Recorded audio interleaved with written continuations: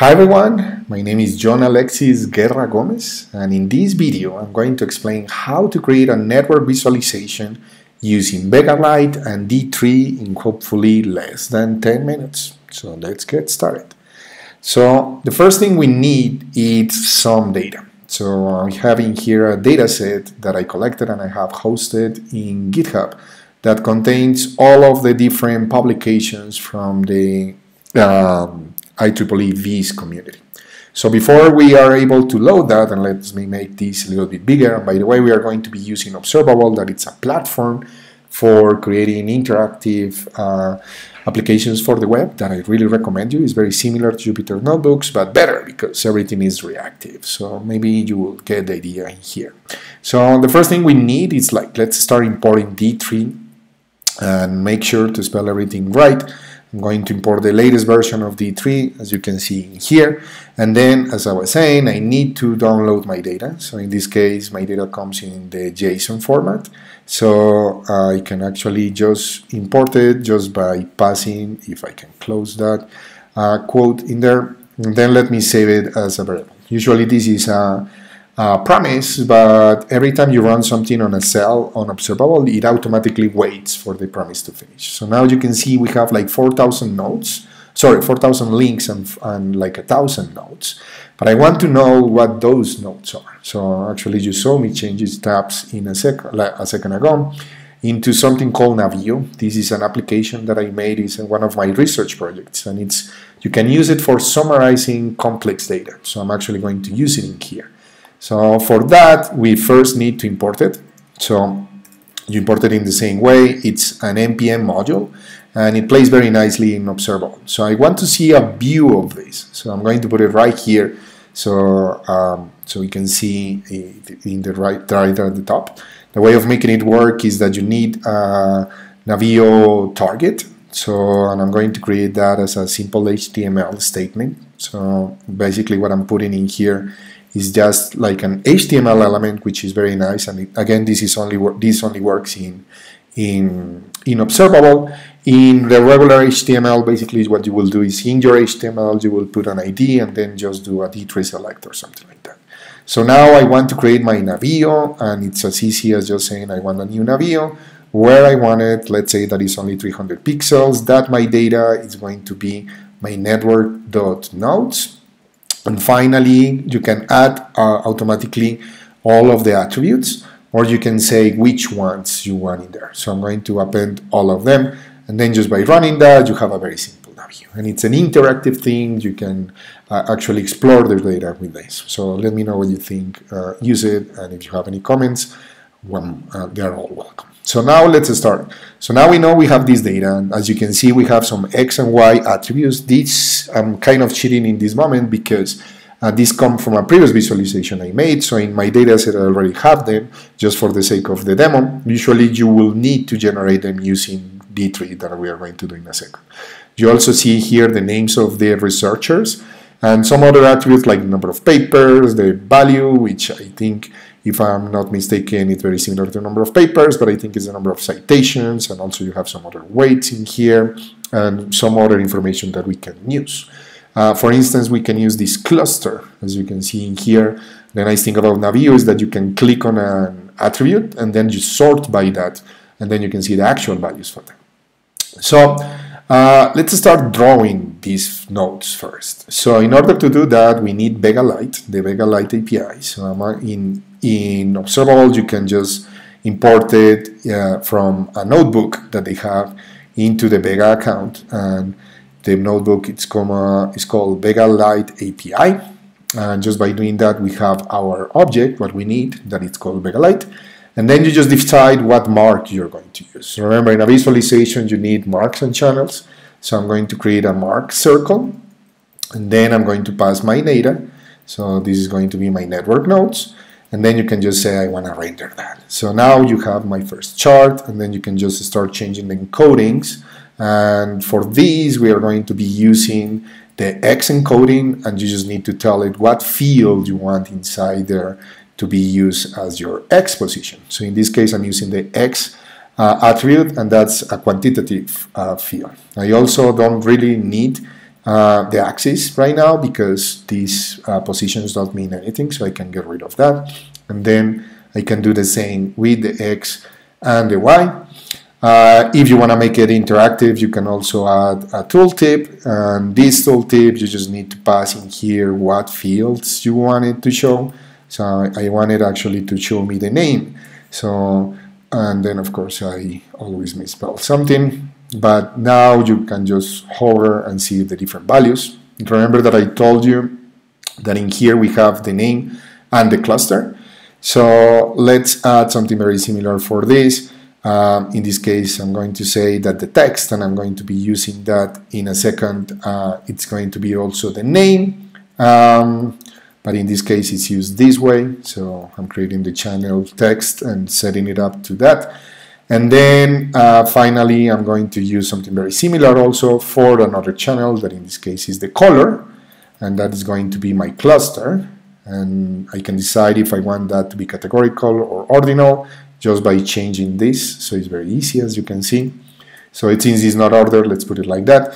And then finally, remember that we had an attribute that was like the value. So let's add that for the size of the node, and that's quantitative. And now I have all of those elements. Okay. So now, as I say, I was cheating because the X and Y's, I already have them in there. So usually what you will have is that you will have a simulation that it's the one that is going to determine where your nodes go. So in this case, in my simulation, I'm just going to create it in here. Here is my simulation, and it's going to be a D3 force simulation. This thing will take your nodes, so you can have it in here, and then you start adding forces. So I'm going to have very simple, and first goes the name. So I'm going to have a force in the center. Let's add that in here.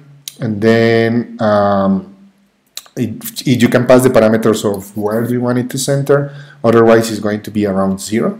And then we can also add another one that is going to be a charge that separates the nodes, and you do that one with force many body.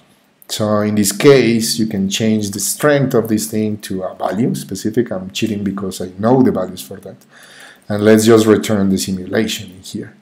So the moment you start doing this, the thing is that the values for the X and Y are going to change, but this thing is not really changing. So I want to do that. So what I'm going to do is that I'm going to take apart this render. I'm going to save this as a chart. So I'm going to save it as a chart nodes.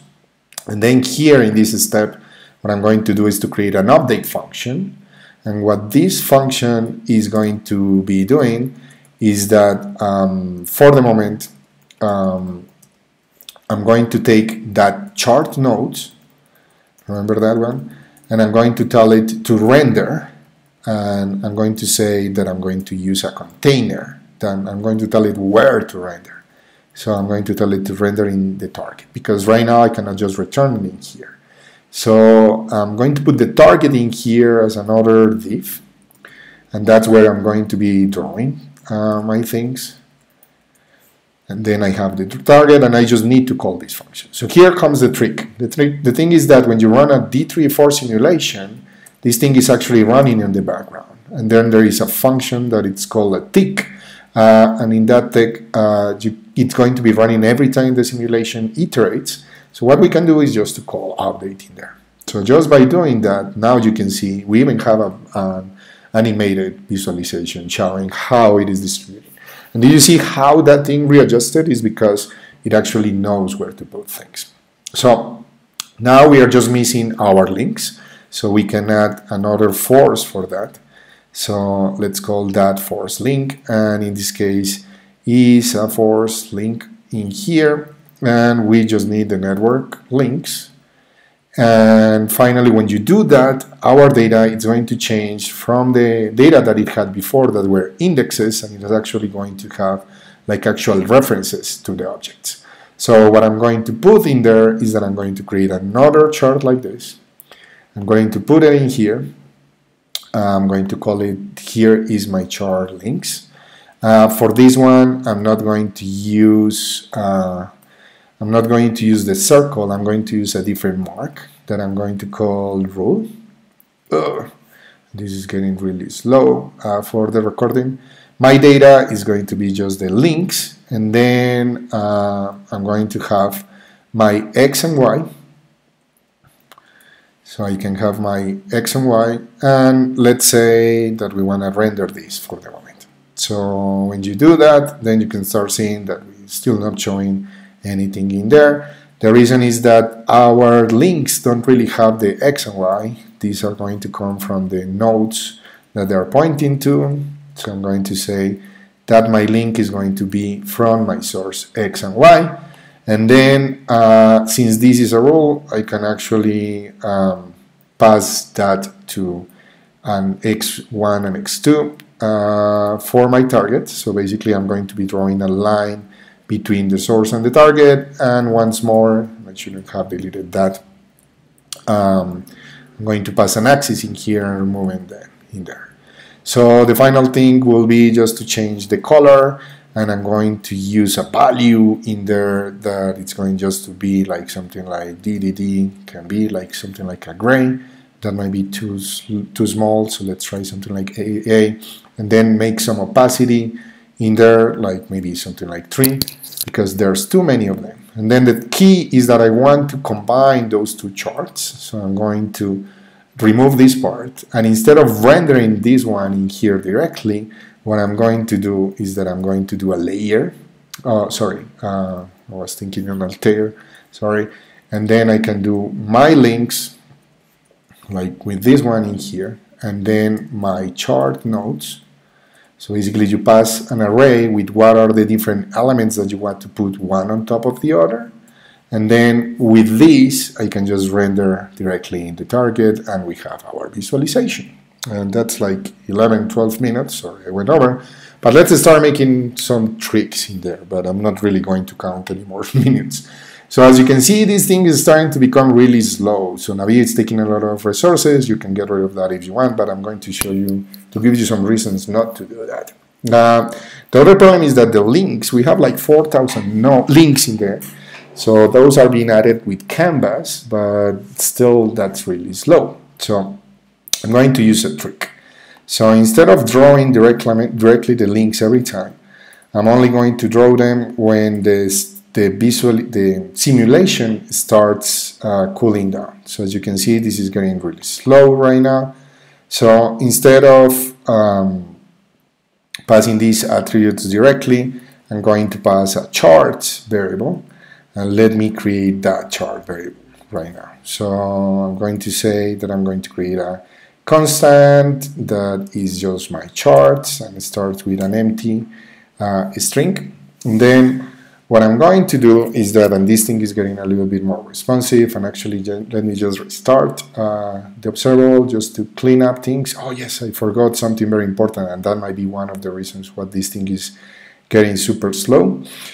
And is that every time this cell is running again, it's creating a new simulation. And remember that this is running in the background. So we want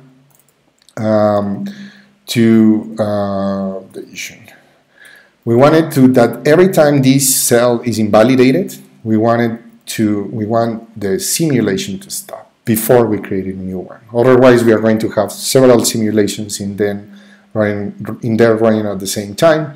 And then that's going to get really slow. So now we have this, and we work here with our charts. Okay.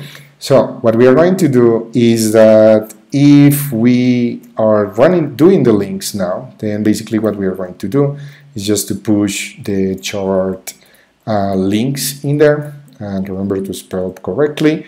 And the other one we always want that it's the nodes. Visualization, or the chart for the nodes.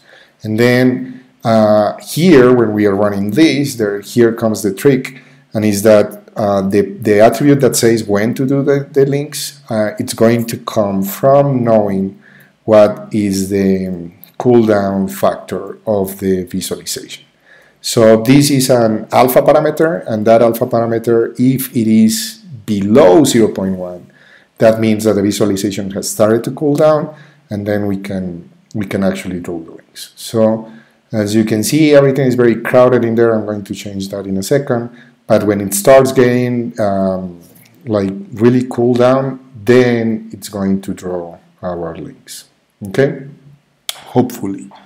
So it seems like everything is really smashed down together. So let's change here some of the attributes, and let's say that we want a strength, smaller strength for the connections, something like 0. That's too slow. 0.5 I think should be a good one. This is going to be really slow again, and that should relax a little bit things. Okay, so to wrap up, the final thing is that first I want this to be a little bit bigger. So here where I'm drawing my links, I can change, like for instance, the parameter width and say that it's going to be the whole width of my cell, that it's a width attribute. And then when I do that, you can see like a chart, like a full chart like this. Okay, so, and we can do exactly the same thing with the height, like this. So let's say that I want to be like half the width to be the height. Okay, so now we have a bigger visualization in there. But now I also wanted that every time I filter something in here, I want to see the changes on the visualization. So I'm going to do that by creating first a variable that I'm going to change, that it's called immutable, and in this case it's going to be called filter network. Oh my god, remember to spell right case. And then here I'm going to, oh my god, to save it directly in here. And then the whole key is that in Navio, and this is just something specific in there, and you can see the links are actually working. It's just that it took it a while to render. You can just pass an update callback. And then the whole idea with this update callback is that it's going to be a function. And every time that function gets called, I'm going to be changing my filter network. So basically here you are going to receive a selection that includes what are the nodes that have been selected. And then in my filter network, I'm going to change the values in there, and I'm going to say that my nodes are going to be my selection. Let's put that in a new line so it looks a little bit better. And then my links, I'm going to do them using a function that I'm going to create in a second, that is going to be called get filtered links out of my selection. Okay, so of course I need to spell better, so let's put it like this. So that function I haven't created, so let me put it right here, like below my data. Then basically it's going to be something like get filter links, and it's going to be a function that it's going to receive my nodes. Okay, and then let me stop the simulation for the moment because this is getting really slow for me to write with the recording and everything. So basically what I want this thing here to do, it's to first I'm going to create a names array. So it's going to be from my nodes, and I'm going to do a mapping that for each node I'm going to get my name, and then from there I'm just going to return from my original network, from the links in there, I'm going to filter, and then this is going to be another function that takes the link as a parameter. And then from that one, I'm going to search in here. This is not the most efficient way of doing it, but just for the sake of the demonstration, I'm going to search for the source name, and I need this one to be different than -1. And then I also going to do the same thing with the target name. So with this, I am making a mistake in here. Let's put this in here so it looks a little bit better, and then I'm closing here my function. So basically this function takes the nodes and return the links, the filter links that include that. So the whole idea is that every time I change in a view, it should give me like the values in there. So let's unphrase this one in here. So, and it seems like I made a mistake in here. I have an error in my visualization, in my Navion code. So let's see if that works. What unexpected token? So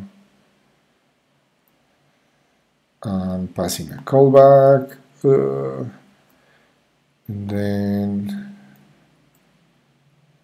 oh yes, so I'm missing. It seems like I'm missing one closing curly bracket, and then here this is immutable, so I need to change it using also mutable, and then let's run like that. Hopefully get filtered. Let's see if the autocomplete helps me to spell this right. Oh, of course I misspelled it there too. Okay, so let's see if I can see this. If you click here on the left, it's going to take the code away. So now I should be able to do filtering, and then I want to see that in here. And of course it's not changing because everything is still drawing with the same data. So to fix that, I'm going to take away the data from here, from the original definitions of my charts, and then I'm actually going to put them here directly in my links. So here I'm going to pass that for my, and this is going to be for my filtered network links, and then I'm going to change it also here for my chart nodes, and this basically what I'm doing in here is just to override the data in my definition of the visualization. And I'm also going to be using, I have a typo in there, but let's use it for the moment. So, and then finally I need to pass the data to the right data to the simulation. So let's close this. So now, as you can see, I can just filter on certain nodes and then see the results in there. The nice thing about this is that it's running on the specific values, and it's quite cool because, for instance, I can say, show me each one of the clusters. I only want to see like this first cluster, or maybe I want to see two of them, or something like everything but this cluster. So if you want to select two, you can just use Shift, and then it shows me what are the relationships between those two. And then I don't know if you remember that if you saw, but basically you can also change this to be, instead of using a marked circle, you can change it into a marked text, and then all of a sudden you can start seeing what are the actual values. So to create an effect which it changes the mark depending on the number of nodes, for instance. When you have a smaller number of nodes that you can actually see the actual values, then we can do that in here very easily just by saying if my filtered, that I have my typo in there, sorry, if the number of nodes in here is less than, I don't know, like 200 nodes, then instead of adding this one,